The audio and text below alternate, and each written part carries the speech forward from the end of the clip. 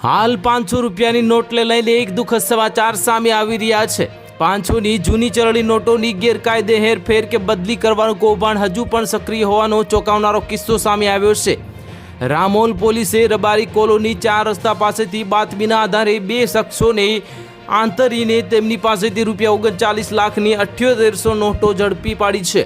પોલીસે આ મામલે ગેરકાયદેસર જે કાર્યવાહી કરી છે તે માટે હવે એને કાયદેસરની કાર્યવાહી કરવામાં આવશે અને 2 શખ્સોને વોન્ટેડ જાહેર કર્યા છે।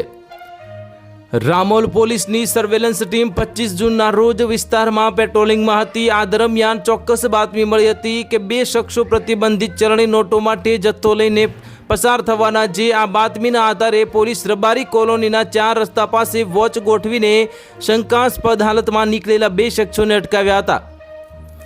તેમની તલાશી લેતા થેલીમાંથી 500ના દરની જૂની નોટોના બંડલો મળી આવ્યા હતા અને પોલીસની પ્રાથમિક પૂછપરછમાં પકડાયેલા આરોપીઓએ કબૂલાત કરી છે કે રદ થયેલી આ નોટો તેઓ મહારાષ્ટ્રના જલગાંવ ખાતે રહેતા અનુદ્દીન ગ્યાસુદ્દીન પતવે નામના શખ્સ પાસેથી લાવ્યા હતા અને આ જથ્થો તેઓ ગાંધીનગર શૈલેષ પટેલ નામના વ્યક્તિને ગેરકાયદે રીતે બદલી કરવા માટે આપવાના હતા।